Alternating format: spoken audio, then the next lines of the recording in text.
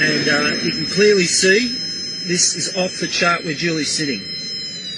And right where she's putting her feet, it's almost off the chart as well. All around the vehicle where Julie's sitting is the same thing. It's right in front of her eyes. There you go, right there. Look at that. That's right where her head is. So she's basically sitting in a mobile phone. She's basically sitting in a mobile phone. And this is terrible because nobody talks about this when they're buying it.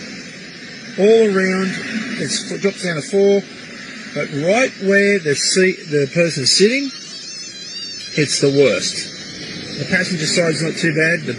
It hits it really high up here, right where your head is. It goes quite high, right where the head is of the person in the passenger vehicle. But the worst is the driver. The driver's in there. Imagine if you've got a chauffeur company and you're in it all day. All day you're in this. Look at it, just screaming where her feet are. And here, gone. This is where she's sitting. Now nobody's talking about this, and I can't understand why. We're going all on about the towers and all this stuff about this, and we're not talking about the cars. Look, it's gone. It's off the chart.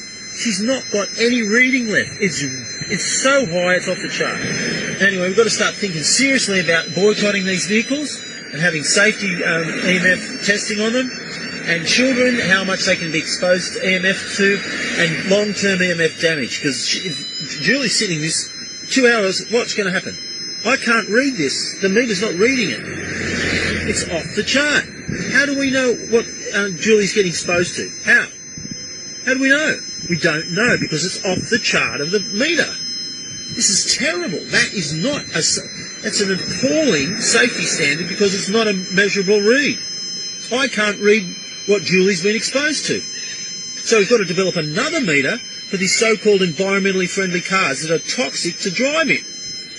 Anyway, thanks, Julie. What do you think about that? What do you think about that, Julie? Not impressed. Not impressed. So what do you think? I'm just Googling it now to reading it to see what it's saying. Not happy. Not happy, and that's terrible because you didn't know this and they didn't supply you with a meter. They should have supplied. You asked my daughter that there was maybe some concern. Yeah, I didn't go down. maybe, but did they tell you that this off the charts where you're sitting? Would you have bought it if they told you when you jump in there the EMF reading is going to be off the charts? No, I wouldn't have thought. You wouldn't have bought it. No. You wouldn't have bought it. No. Yeah. So there you go. That's a dishonest sale.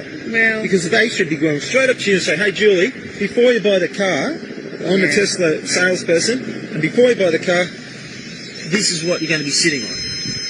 Out of control EMF reading. Would you have bought the car?" probably not. Probably not. Yeah. Well, there you go. That's just like saying, "Hey, I'm going to sell you something that's toxic, and it's going to be $60,000, and you've got a $3,000 refund." So it's up to you what you want to do, but I know what I'd be doing. I'd be selling this quick smart. Thanks, Julie. See ya. There you go. It's amazing. What we've been told, what's happening with these cars, and you know, look, when I go outside and I walk into my shop, what happens? It goes down to 2. From off the chart with the Tesla to inside my shop, which is supposed to be a danger zone, to 2. There you go. Another one. That's 2 in 2 days.